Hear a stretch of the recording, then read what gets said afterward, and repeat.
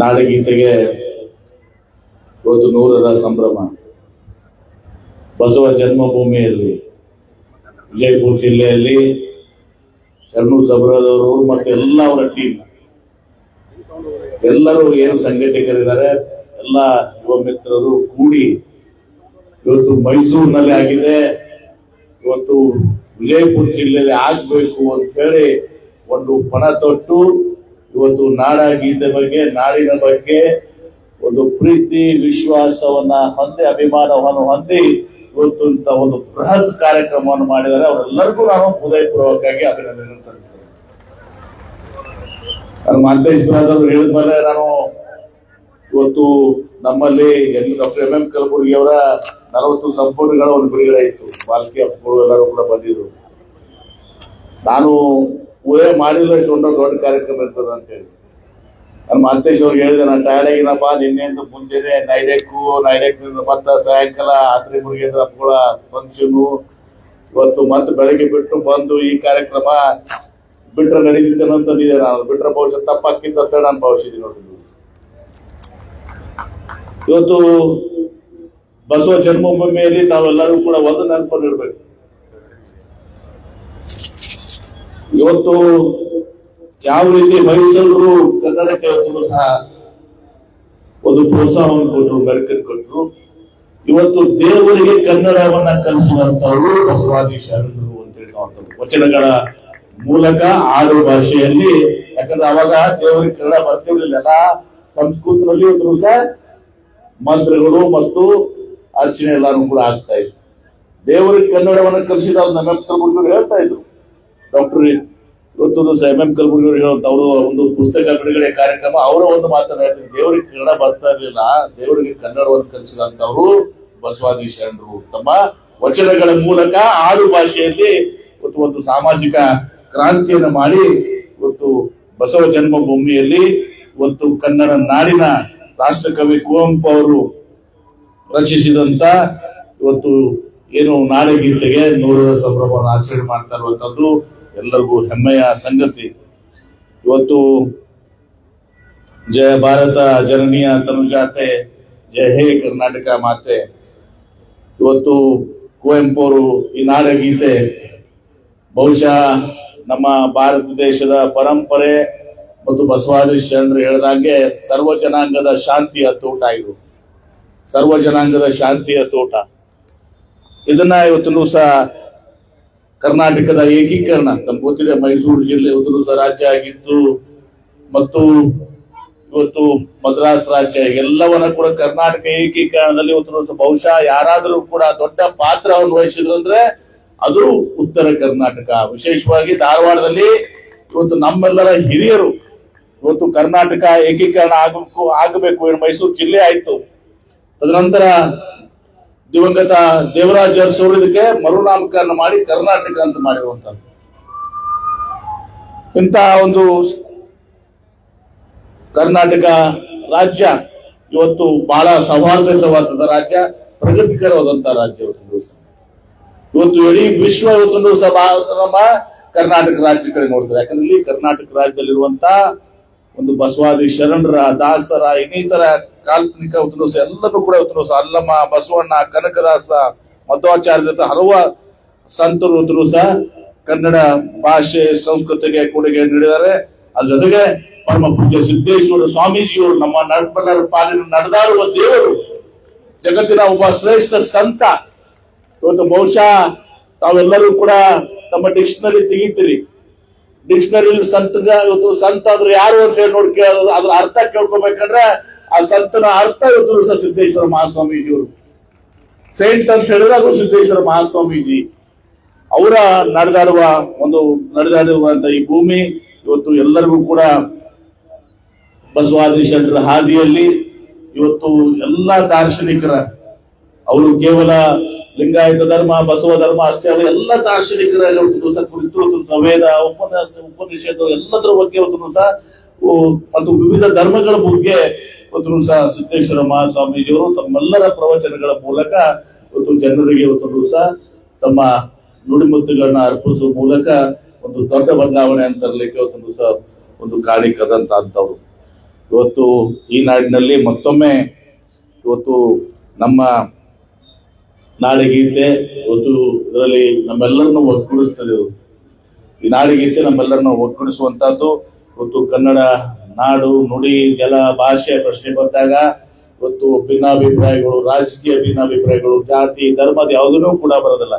ನಮ್ಮ ಭಾರತ ದೇಶ ಶ್ರೇಷ್ಠ, ತದನಂತರ ನಮ್ಮ ಕನ್ನಡ ನಾಡು ಕರ್ನಾಟಕ ಶ್ರೇಷ್ಠ. ನಮಗೆ ತದನಂತರ ಧರ್ಮ, ಜಾತಿ, ಗೀತಿ ಎಲ್ಲವೂ ಕೂಡ ಬರ್ತದೆ. ಹೀಗಾಗಿ ಇವತ್ತು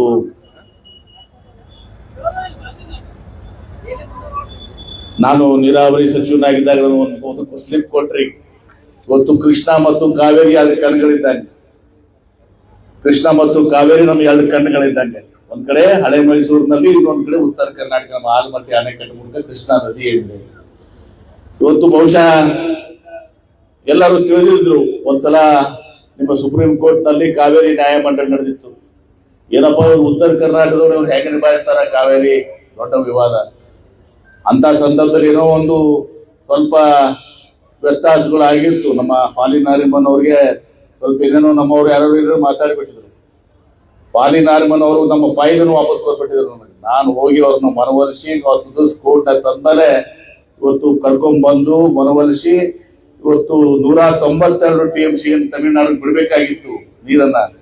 ಪ್ರತಿ ಬಿಡುಗುಂದು ಮಾಪನದಲ್ಲಿ ಅದನ್ನ ಇಳಿಸಿ 172 TMC ತಂದು 14.75 TMC ಕಾವೇರಿ ಜಯತರಲಿಕ್ಕೆ ಕಾರಣಕರ್ತರು ನಾವು ಉತ್ತರ ಕರ್ನಾಟಕದವರು. ಅದು ಭೇದ ಭಾವನೆ ನಾವು ಮಾಡೋದಿಲ್ಲ. ಅದೇ ರೀತಿ ಇವತ್ತು ನಮ್ಮ ಮುಖ್ಯಮಂತ್ರಿಗಳಾದ ಸಿದ್ದರಾಮಯ್ಯನವರು ಇವತ್ತು ಬಹಳಷ್ಟು ವಿಳಂಬ ಆಗ್ತದ. ಕೃಷ್ಣ ತೆಗೆದುಕೊಂಡಾಗ ಮೊನ್ನೆ ಇವತ್ತು ಸುಮಾರು 75,000 ಜನ ರೈತರು ಎಕರೆ ರೈತರಿಗೆ ಭೂಮಿ ಇದೆ, ಅದಕ್ಕೆ ಇವತ್ತು ಕನ್ಸೆಂಟ್ ಆಧಾರಿತ, ಒಪ್ಪಿಗೆ ಆಧಾರಿತ ಇವತ್ತು ಪ್ರತಿಯೊಬ್ಬರಿಗೆ 30 ರಿಂದ 40 ಲಕ್ಷ ರೂಪಾಯಿ ಕೊಟ್ಟು ಅದನ್ನ ಆಲಮಟ್ಟಿ ಅಣೆಕಟ್ಟವನ್ನ 519ರಿಂದ 524 ಇರಿಸಲಿಕ್ಕೆ ಒಂದು ತಡೆ ಹೆಜ್ಜೆಯನ್ನಿಟ್ಟಂತವ್ರು ಇವತ್ತು ಅವರು ಹಳೆ ಮೈಸೂರು ಭಾಗದವರು. ಆದ್ರೆ ಇವತ್ತು ನಮ್ಮ ಹಿರಿಯರ ಕಂಡಂತ ಕನಸು ಏನಿದೆ, ಇವತ್ತು ಬಹಳಷ್ಟು ಶ್ರಮ ಆಗಿದೆ, ಪರಿಶ್ರಮ ಆಗಿದೆ. ಇವತ್ತು ಬಹಳಷ್ಟು ನಮ್ಮ ಹಿರಿಯರು ಇವತ್ತು ಕರ್ನಾಟಕ ರಾಜ್ಯ ಈ ರಾಜ್ಯ ಸ್ಥಾಪನೆ ಆಗ್ಲಿಕ್ಕೆ ಇವತ್ತು ಸಹ ಬಹಳಷ್ಟು ಶ್ರಮವನ್ನು ವಹಿಸಿದ್ದಾರೆ. ಬಹಳಷ್ಟು ತ್ಯಾಗ ಪರಿಶ್ರಮದಿಂದ ಇದೆ. ಇವತ್ತು ನಾವೆಲ್ಲರೂ ಕೂಡಿ ನಮ್ಮ ಹಿರಿಯರ ಆಶಯಗಳೇನಿದ್ದಾವೆ, ರಾಷ್ಟ್ರ ಕುವೆಂಪು ಅವರು ಏನು ಒಂದು ಅತ್ಯಂತ ಶ್ರೇಷ್ಠವಾದಂತ ಒಂದು ಇವತ್ತು ನಮ್ಮ ನಾಡಗೀತೆಯನ್ನು ಕೊಟ್ಟಿದ್ದಾರೆ. ಇದು ನಮ್ಮ ಕರ್ನಾಟಕ ರಾಜ್ಯದ ಇತಿಹಾಸವನ್ನ ಹೇಳ್ತದೆ, ಸಂಸ್ಕೃತಿಯನ್ನು ಹೇಳ್ತದೆ. ನಮ್ಮ ಆಡು ಭಾಷೆ ಎಲ್ಲವನ್ನು ಕೂಡ ಇವತ್ತು ಸಹ ಒಳಗೊಂಡಂತ ಒಂದು ಶ್ರೇಷ್ಠ ನಾಡಗೀತೆ ಬಹುಶಃ ನಾವು ಎಲ್ಲಿ ಪ್ರಪಂಚದಲ್ಲಿ ಎಲ್ಲಿನೂ ಕೂಡ ಕಾಣಲಿಕ್ಕೆ ಸಾಧ್ಯ ಆಗಿರಲಿಲ್ಲ. ಆ ಒಂದು ನಾಡಗೀತೆಯ 100 ವರ್ಷದ ಸಂಭ್ರಮವನ್ನ ಇವತ್ತು ಸಹ ತಾವೆಲ್ಲರೂ ಕೂಡ ಯುವಕರು ತಾವೆಲ್ಲರೂ ಕೂಡ್ಕೊಂಡು ಇಂತಹ ಕಾರ್ಯಕ್ರಮ, ಸರ್ಕಾರ ಮಾಡುವಂತಹ ಕಾರ್ಯಕ್ರಮವನ್ನ ಇವತ್ತು ನೀವು ಮಾಡಿದ್ರಿ, ನಿಮ್ಗೆ ಅಭಿನಂದನೆಗಳನ್ನು ಸಲ್ಲಿಸಲಿಕ್ಕೆ ನಾನು ಬಯಸ್ತೀನಿ ಅನ್ನೋ ಮಾತನ್ನು ಹೇಳಿ ಇವತ್ತು ನಮ್ಮ ಹಿರಿಯರ ಆಶಯ ಇವತ್ತು ಆಶಯ ಇವತ್ತು ಈಡೇರಬೇಕು. ಮತ್ತು ವಿಜಯಪುರ ಜಿಲ್ಲೆ ಇವತ್ತು ಹಿಂದೆ ಒಂದು ಕಾಲ ಇತ್ತು, ಬ್ರಿಟಿಷ್ ಕಾಲದಲ್ಲಿ ರಾಜಸ್ಥಾನದ ಜೈಸಲ್ಮೇರು ಮತ್ತು ಕರ್ನಾಟಕದಲ್ಲಿ ಬಿಜಾಪುರ, ಇದು ವಿಜಯಪುರ, ಎರಡು ತೀವ್ರವಾದಂತಹ ಬರಗಾಲದ ಪ್ರದೇಶಗಳಂತೇಳಿ ಇವತ್ತು ಘೋಷಣೆ ಮಾಡಿದಂತದ್ದು. ಅದಕ್ಕೆ ನಾವು ಈಗಲೂ ಕೂಡ ಅಂಬೇಡ್ಕರ್ ವೃತ್ತದಲ್ಲಿ ಇವತ್ತು ನಾವು ಆಂಟಿ ಫೇಮನ್ ಸೆಂಟರ್, ಬರಗಾಲ ನಿವಾರಣಾ ಕೇಂದ್ರ ನೋಡ್ತೀವಿ.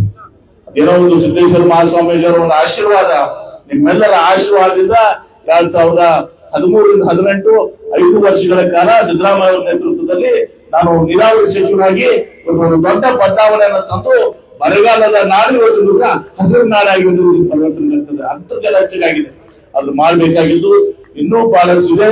ಅದ್ರ ಜೊತೆಗೆ ಒಂದು ವಿಜಯಪುರ ಜಿಲ್ಲೆಯಲ್ಲಿ ಇವತ್ತು ಏನು ನಮ್ಮ ಅರಣ್ಯ ವಿಸ್ತೀರ್ಣ ಏನಿದೆ, ಫಾರೆಸ್ಟ್ ಕವರ್, ಹಸಿರು ಹೂಡಿಕೆ ಅಂತೀವಿ, ಅದು ಕೇವಲ 0.17 ಇತ್ತು. ಅಂದ್ರೆ 0.17, 0.17 ಅಂದ್ರೆ 1% ಅಲ್ಲ, 0.5% ಅಲ್ಲ, 0.1% ಅಲ್ಲ. ಅದನ್ನು ತಿಳ್ಕೊಂಡು ನಾವು ಈಗ ಕೋಟಿ ವೃಕ್ಷ ಅಭಿಯಾನ ಮಾಡಿದಾಗ ಇವತ್ತು ನಮ್ಮ ಇವು ಏನಿದೆ ವಿಜಯಪುರದಲ್ಲಿ ಹಸಿರು ಹೊದಿಕೆ ಏನಿದೆ, ನಮ್ಮ ಫಾರೆಸ್ಟ್ ಕವರು 2.4% ಬಂದಿದೆ. 1.5 ಕೋಟಿ ಗಿಡಗಳನ್ನ ನಾವೆಲ್ಲರೂ ಕೂಡಿ ಇವತ್ತು ನಟ್ಟಿದ್ದೀರಿ. ಇವತ್ತು ನ್ಯೂಯಾರ್ಕ್ ಟೈಮ್ಸ್ ನಲ್ಲಿ ಇವತ್ತು ನಮ್ಮ ವಿಜಯಪುರ ಜಿಲ್ಲೆ ನೀರಿನ ಬಗ್ಗೆ ಇವತ್ತು ದಿವಸ ನಮ್ಮ ಹಸಿರು ಬಗ್ಗೆ ನ್ಯೂಯಾರ್ಕ್ ಟೈಮ್ಸ್ ಜಗತ್ತಿನ ಶ್ರೇಷ್ಠ ಪತ್ರಿಕೆ ಮುಖಪುಟದಲ್ಲಿ ಮತ್ತು ಮಧ್ಯಪುಟ ಏನಿದೆ ಸಂಪೂರ್ಣವಾದ ಪುಟದಲ್ಲಿ ಇವತ್ತು ದಿವಸ ನಮ್ಮ ವಿಜಯಪುರ ಜಿಲ್ಲೆ ಬಗ್ಗೆ ಇವತ್ತು ದಿವಸ ಅಭಿಮಾನದ ಮಾತುಗಳನ್ನ ಇವತ್ತು ದಿವಸ ಹೇಳಿದ ಲೇಖನವನ್ನು ಬರೆದರೆ ಇದಕ್ಕೆ ತಮ್ಮೆಲ್ಲರ ಒಂದು ಇದು ಕಾರಣ ಅಂತ ಮಾತನ್ನ ಸಂದರ್ಭ ಹೇಳಿ ಇವತ್ತು ನಾವೆಲ್ಲರೂ ಕೂಡ ಅದು ಡಿಸೆಂಬರ್ 7ನೇ ತಾರೀಕಿಗೆ ರವಿವಾರಕ್ಕೆ ಇವತ್ತು ಈಗ ಕೂಡಿದಿರಿ ಎಲ್ಲರೂ ರವಿವಾರ ಡಿಸೆಂಬರ್ 7ನೇ ತಾರೀಕಿಗೆ ಇದು ಒಂದು ಪಕ್ಷಾತೀತವಾದಂತ ಹೋರಾಟ ಇವತ್ತು ದಿವಸ ನಮ್ಮಲ್ಲಿ ಆಂದೋಲನ ನಡೆದಿರುವಂತದ್ದು ಏನು ಕೋಟಿ ವೃಕ್ಷ ಅಭಿಯಾನ ವೃಕ್ಷೋದ್ಯಾನ ಡಿಸೆಂಬರ್ 7ನೇ ತಾರೀಕಿಗಿದೆ. ನಾವೆಲ್ಲರೂ ರಿಜಿಸ್ಟ್ರೇಷನ್ ಮಾಡಬೇಕು.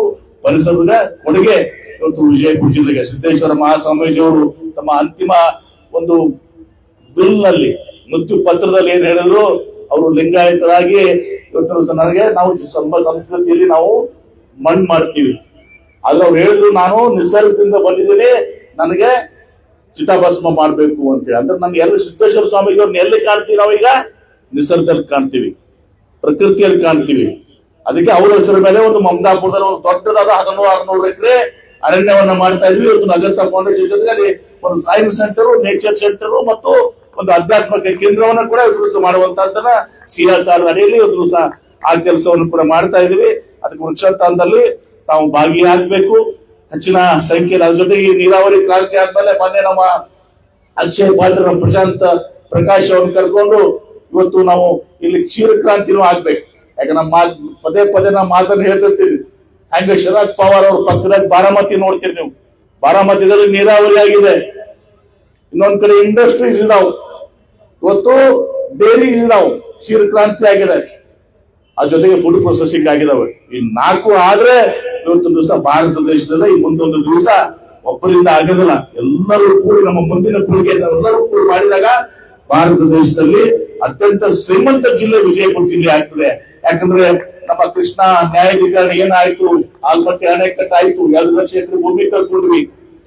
ಆದ್ರೆ ನಮಗ ಅವಿಭಾಜ್ಯ ಜಿಲ್ಲೆ ವಿಜಯಪುರ ಜಿಲ್ಲೆಯಲ್ಲಿ ನಮಗೆ ನೀರಾವರಿ ಆಗಿದ್ದು 2 ಲಕ್ಷ ಎಕರೆ ಭೂಮಿ ಕಳ್ಕೊಂಡು 75,000 ಎಕರೆ ಮಾತ್ರ.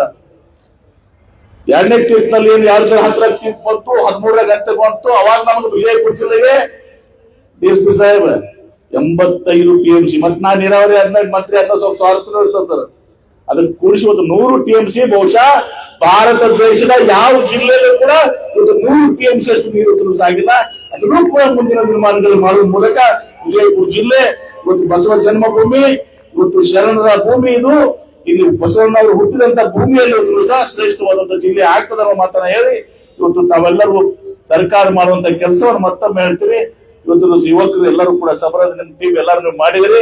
ಹೃದಯಪೂರ್ವಕವಾದಂತ ಅಭಿನಂದನೆಗಳು ಸಲ್ಲಿಸ್ತೀನಿ. ರಾಷ್ಟ್ರ ಕವಿ ಕುವೆಂಪು ಅವರಿಗೆ ಬಹುಶಃ ನೀವು ಸಲ್ಲಿಸಿದಂತ ಗೌರವ ಬಹಳ ದೊಡ್ಡದು ಅನ್ನೋ ಮಾತನ್ನ ಹೇಳುವ ಮೂಲಕ ಕರ್ನಾಟಕ ಏಕೀಕರಣದ ಕನಸು ಹೊತ್ಕೊಂಡಂತ ನಮ್ಮೆಲ್ಲರ ಹಿರಿಯರ ಆಶಯಗಳನ್ನ, ರಾಷ್ಟ್ರ ಕವಿ ಕುವೆಂಪು ಅವರ ಆಶಯಗಳನ್ನ ನಾವೆಲ್ಲರೂ ಮುಂದುವರಿಸಿಕೊಂಡು ಹೋಗೋಣ ಅನ್ನೋ ಮಾತನ್ನ ಹೇಳಿ ತಮ್ಮೆಲ್ಲರಿಗೂ ನಾನು ವಂದಿಸಿ ಬಹಳ ಸಂತೋಷದಿಂದ ಬಂದು ಈ ಕಾರ್ಯಕ್ರಮದಲ್ಲಿ ಭಾಗವಹಿಸಿದ್ದೀನಿ ಅನ್ನೋ ಮಾತನ್ನ ಈ ಸಂದರ್ಭ ಹೇಳಿ ತಮ್ಮೆಲ್ಲರಿಗೂ ಕೂಡ ಇವತ್ತು 100 ವರ್ಷದ ಈ ಸಂಭ್ರಮದ ಶುಭಾಶಯಗಳನ್ನ ಕೋರಿ ನನ್ನ ಮಾತಿಗೆ ವಿರಾಮ ಹೇಳ್ತೀನಿ. ಎಲ್ಲರಿಗೂ ನಮಸ್ಕಾರಗಳು.